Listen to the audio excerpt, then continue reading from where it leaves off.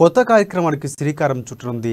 మార్చి 8వ తేదీ నుంచి రాష్ట్ర వ్యాప్తంగా ఆరోగ్య మహిళా కార్యక్రమాన్ని ప్రారంభించి ప్రతి మంగళవారం మహిళలకు ప్రభుత్వం ప్రత్యేక వైద్య సేవలు అందించనుంది.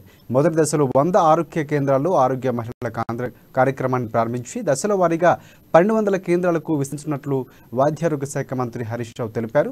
ఉన్నతాధికారులు వివిధ శాఖల జిల్లా అధికారులతో మంత్రులు హరీష్ రావు, ఎర్రబెల్లి దయాకర్ రావు బీఆర్కే భవన్ నుంచి వర్చువల్గా సమీక్ష నిర్వహించారు.